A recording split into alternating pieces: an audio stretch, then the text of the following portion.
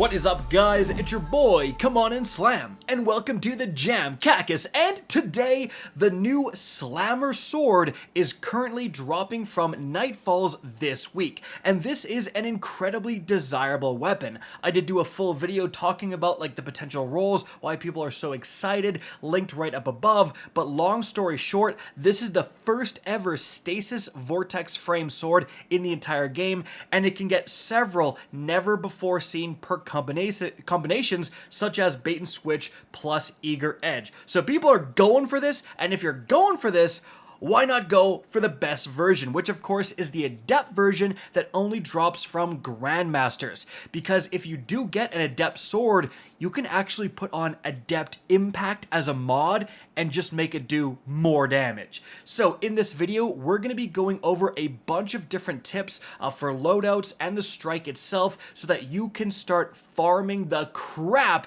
out of the corrupted Grandmaster Nightfall. So, diving into the loadout recommendations, we are going to have 2 Warlocks and 1 Hunter. Now, you can absolutely make this work with a Titan, it just might not be quite as efficient. And the reason we're using 2 Warlocks is that firstly, some of our strategies are a lot easier with 2 wells, but also we want 2 Cenotaph masks. So this Warlock exotic is actually going to let you mark targets with trace rifles, and then those marked targets will drop heavy ammo for your other teammates. But there's some very interesting interactions that happen when you have 2 of these Cenotaph masks. So basically, one enemy can be marked by 2 Cenotaph users. And so what happens is that you have a champion, both of the Warlocks shoot their trace rifles at that champion. If the third guy gets the kill, all 3 people get heavy ammo. Because basically, the game is considering that, oh, even though you marked him, that other guy marked him, so you get heavy, and vice versa. It's a little bit hard to explain, and it's not always the most consistent, but more often than not, if you have 2 Cenotaphs, you're just getting heavy for almost every single champion kill. And it's not just champions. I mean, and in this example here, you have these Shriekers, these yellow bar Shriekers can drop heavy ammo, and that is just insane. So what are some good trace rifles to use with your Cenotaph? Well, I was using the Incisor from Trials, basically just to take advantage of all of the insane Strand seasonal artifact perks. Another teammate was actually using the Path of Least Resistance, basically just because it had shoot to loot, which is very valuable in a Grandmaster. But another big recommendation would be the Divinity Exotic Trace Rifle that can stun overload champions that are present within this Grandmaster and provide a weak effect. But what are we doing with all this heavy ammo? Well, of course, we do have someone using a Galahorn, and then we are just absolutely spamming rockets at everything we see. And to accomplish that, we want as much ammo reserves as possible. So I was using a semi-cotition against Strand for the seasonal artifact perks, which has impact casing, field prep, and then bipod. And my other teammate was using an Apex Predator that he actually crafted with reconstruction, and then again, bipod. So the reason we're using bipod is that even though it does less damage per shot, it gives you so much more ammo, and the wolf pack rounds don't do any less damage, that they are going to be able to deal with, every single champion or group of enemies or whatever you come across. The extra reserves overall in a long activity like a Grandmaster are just so much more worth it. And make sure you put on a scavenger mod that is of whatever element your rocket launcher is, because with the semi-cotition, 2 rounds in a magazine and usually 1 round with my teammates was more than enough to take down a champion, and I get 3 rounds every single time I pick up a heavy brick generated from the Cenotaph. So I'm just getting so much ammo. I'm full more often than I'm not. So again, you can spam rockets and just deal with any problem you come across. Now, on top of that, for our Hunter, they're actually using the Lucky Pants. This exotic is going to massively boost hand cannon damage.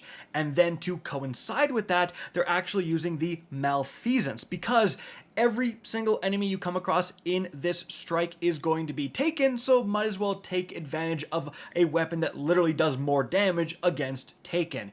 And It also has built-in unstoppable rounds, and what this means is that with the Malfeasance plus the Lucky Pants, you can absolutely drop champions, but it takes no ammo. You have infinite ammo for your Malfeasance. So even though we have the rockets to take care of 80% of the problems, if they are getting low, we have an incredibly ammo-efficient backup, right? That's what we want.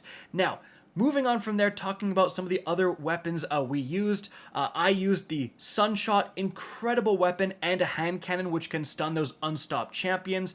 And then we also had another teammate using the Refuse's Fury as their primary to stun those overloads. Yes, I know you can get overload rocket launcher rounds, but you don't want to have a scenario where you run out of heavy and then suddenly you can't deal with an overload champion, so having a backup is nice.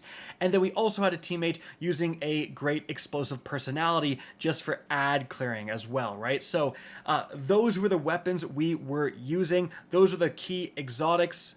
And then playing in the background right now is going to be our subclass loadouts with our aspects and fragments, and then what armor mods we were using as well, if you guys want to like slow the video down and copy those too. But there's nothing going on crazy in there. It's pretty standard stuff. And so the overall strategy with these loadouts is that every single champion you come across, like you get the stun, you have the two people with the Cenotaphs, both hit it with the trace rifles, you get them marked, and then everyone switches to their rocket launcher and just nukes. And you can do it in that order. You can also, get the marks first, then stun, then rocket melt. Like, it's really up to you. But that's going to mean after 1 or 2 rockets expended by the team, the guy drops a heavy, again, usually for everyone, and then because of those scavenger mods, you're getting more rocket launcher ammo than what you use to kill that enemy. And so you're just able to go from one champion to the next, one group of enemies to the next, melting them with rocket launchers.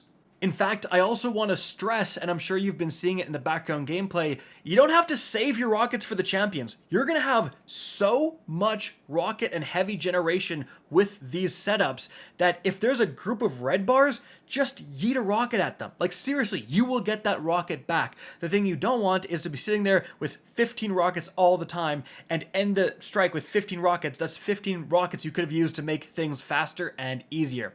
However, let's move on from there to tips for the Grandmaster itself. So, first of all, when we have this encounter right here where you have to charge up a ball and then throw it at the shielded immune enemies, just remember that like you can charge up multiple balls, right? You can pick up one, toss it to a teammate, pick up another one, toss it to another teammate. One of those teammates can drop the ball, right? Maybe shoot a Galahorn at the first spawning Scions, re-pick up the ball for the shielded guys that spawn. Like, there's no reason to just only have one single person with a ball ready to go. You can have more either on the ground or in the hands of multiple teammates. Now, moving on from there, guys, I want to talk about a part that is very important, and that is when you're going to be teleported into the different realm and then teleported back when you have to fight the 2 boss ogres. So what we were doing here is a melt. So as you can see, we go up, we place a well. The first thing we do is find that unstopped champion, and then we are going to stun that guy and melt him as quickly as possible. If you don't have time to get the trace rifle on, who cares? Like, just get that guy dead. Then we are immediately turning our attention to the big boss ogre and again going for the melt. Having the seasonal artifact perk that lets your solar abilities weaken is phenomenal for this. You get a warlock melee, celestial fire melee off, weaken, melt with the rockets, and you can usually kill those 2 guys extremely fast. I would highly recommend you do kind of what I'm doing, which is don't just stand in the well. You can still die in the well, right? So be off to the side, ready to kind of dip around the corner when you're reloading and stuff like that. But if you can get that double melt, that is huge because it means you will teleport into the different realm and then stop. Like, you will not teleport back and forth anymore. And so then you've killed the champion and the boss in the normal realm, and then you're in that Ascendant realm, and you have all the time in the world to just deal with the champions and the boss here. As I said earlier, the yellow bar shriekers in this room do drop heavy from Cenotaph, so absolutely take advantage of that. Now, if something goes wrong, someone dies, and you're teleported before you're able to kill that first boss ogre, honestly, it's just worth kind of waiting around, like go to where their spawn is, get teleported back, you know, get them alive, kill that boss ogre, then get teleported, and then like start really going to town in the Ascendant Realm. The worst thing that could happen is that you do kill the boss ogre and someone dies, because then you're going to be teleported and you can't revive them until you're completely done the Ascendant Realm section, so you're just going to have to two-man it. But moving on from there, let's talk about the strategy we were using in the boss fight. So, first of all, we are taking advantage of the fact that we do have two wells. So we are going to be fighting from this staircase right here. When the enemies start spawning, we have someone pop their well. Like technically you can be on the floating rock behind if things are getting dicey, but honestly, with one sunshot, you can take most of these guys out. It's really not too bad. When all the ads are dead, we're having someone charge an orb, and then when we throw it at the boss, you want to take advantage, because we have like rockets that don't have lock on except for the Galahorn guy, you want to take advantage of the times when the boss stands still. For some of the boss's animations, for example, when she initially has that shield broken, she has a little bit of a stun animation. She's not really going to move in that. So that's the time, like the second that ball hits, you want to 3, 2, 1, blast off your 2 rockets with bipod. And then when the boss teleports, have the hunter use their golden gun. And the goal is that if the boss can get to 1/2 health, we are good to go, baby. Then after that, a bunch more ads are going to spawn. One of the wells is going to run out, just pop another one. And in this section, you have tons of enemies spawning from both sides. Yeet some rockets, guys. Like, you are going to have so many rockets. You have your Galahorn guy shoot one time, so you have Pack Hunter, and you can just shoot those bipod rockets into where the enemies are spawning and just wipe them out. And then you're going to be able to deal with these ads really in no problem. We have a few more champions coming up, so we do have some opportunities to get ammo back as well. So don't be super stringent with heavy ammo in this part against the ads. But when those ads are dead, we're going to get another orb, charge it up. And at this point, remember, you just need to, if the boss is at 1/2, you just need to break the shield, shoot her with a hand cannon, and then she'll teleport away, and so will you. We ignore all the other ads that are now spawning. We just go up to where the portal spawns, we hop right into the Ascendant Realm, and we continue from there. Again, you're going to have a couple of different champions that you can get heavy from during this part.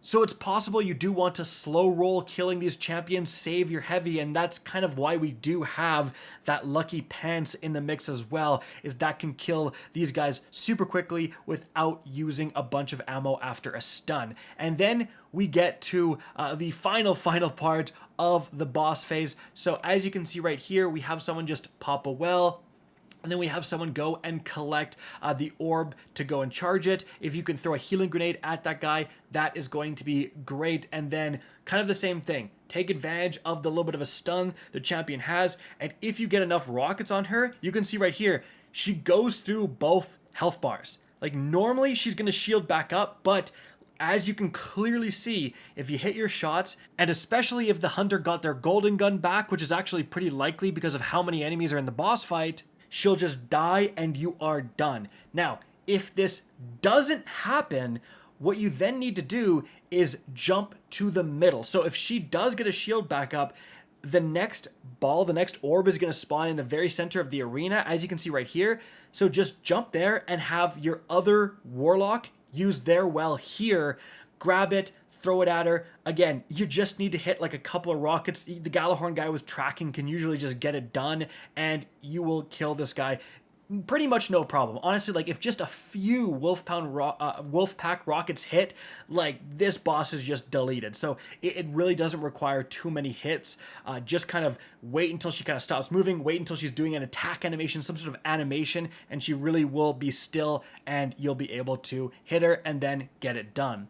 So guys, that is going to be it for the video. I hope you enjoyed and found this informative. If you did, please remember to help me out by simply rating and especially sharing this video. If you guys want to see more Destiny 2 content similar to this, don't be afraid to slap that subscribe button. If you want to get in touch with me and keep up to date with the latest channel activity, the best way is to follow me on Twitter at RickCacus. That is linked in the description down below. Again, I hope you enjoyed the video, and as always, have a good day.